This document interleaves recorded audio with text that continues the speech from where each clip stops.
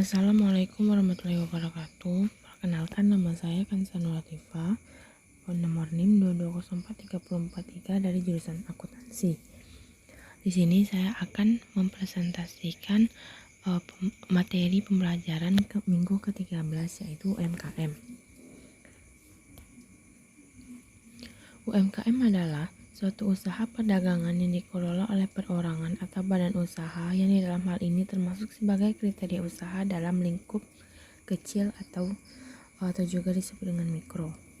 Yang pertama ada usaha mikro, merupakan usaha yang produktif dan dimiliki oleh perorangan atau badan usaha perorangan yang telah memenuhi kriteria usaha mikro sesuai dengan undang-undang.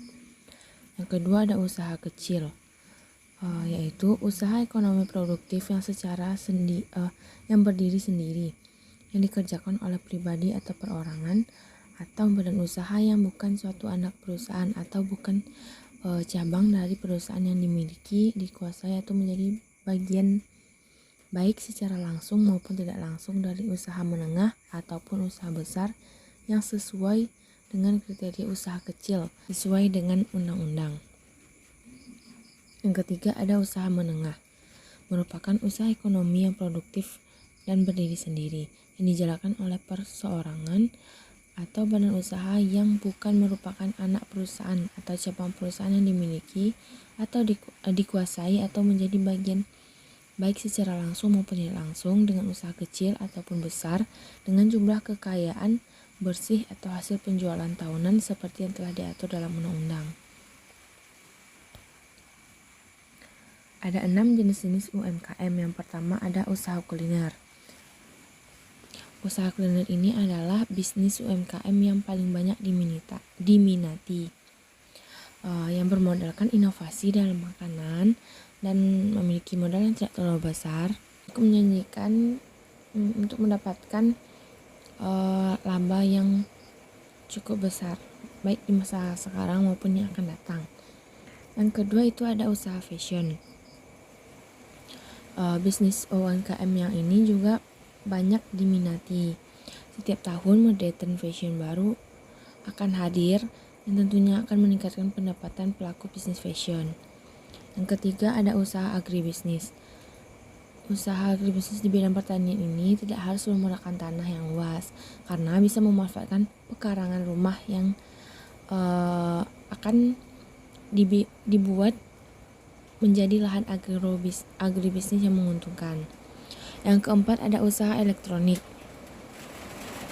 Usaha ini menjual material elektronik. Tidak hanya menjual barang-barang elektronik, usaha elektronik ini juga menyediakan servis alat-alat elektronik. Yang kelima ada usaha furnitur.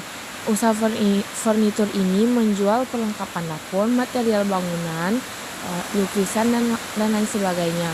Yang keenam ada usaha bidang jasa. Usaha bidang jasa ini menawarkan jasa kepada konsumen seperti servis sepeda motor, servis laptop atau handphone, servis mesin cuci, televisi, wifi, AC, bahkan tukang potong rambut, tambal ban, salon kecantikan, fotografer, itu termasuk kepada usaha di bidang jasa.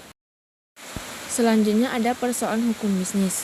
Persoalan hukum bisnis ini ada 8. Yang pertama ada pemodalan.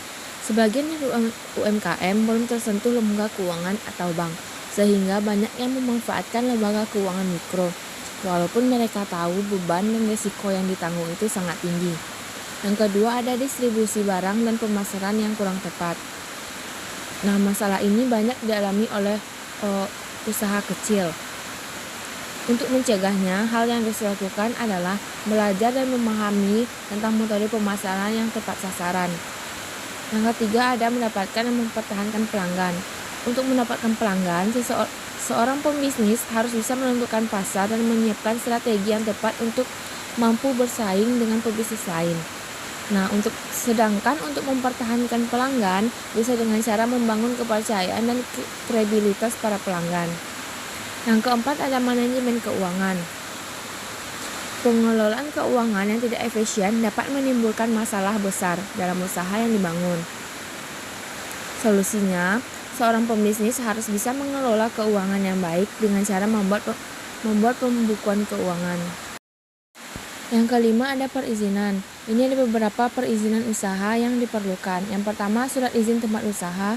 Kedua, tanda daftar perusahaan. Yang ketiga, izin usaha industri. Dan yang keempat, ada tanda daftar industri. Yang keenam, ada pembukuan yang masih manual. Pembukuan bukan hal yang sepele bagi perusahaan. Karena dari data pembukuan inilah perusahaan dapat mengukur keberhasilannya dan merencanakan strategi perusahaan untuk kedepannya. Yang ketujuh ada manajemen waktu. Manajemen waktu mungkin terlihat sepele, namun pada dasarnya manajemen waktu merupakan permasalahan waktu yang banyak dihadapi oleh UMKM. Seorang pembisnis harus bisa memanajemen waktu dengan baik, dengan cara membuat daftar hal yang akan dilakukan agar tidak membuang-buang waktu. Yang terakhir ada pemasaran online. Pemasaran online melalui sosial media tidaklah instan, karena butuh waktu yang sangat lama untuk mendapatkan hasilnya. Mulai dari penjadwalan dan penerbitan postingan, mengelola dan terlibat dengan audiens potensial, menganalisa target audiens, menemukan influencer, dan menghasilkan prospek bisnis ke tim sukses pelanggan yang sangat efisien. Baiklah, sekian presentasi dari saya. Mohon maaf atas segala kekurangan dan kesalahan. Saya akhiri, wabillahi taufiq wal hidayah. Wassalamualaikum warahmatullahi wabarakatuh.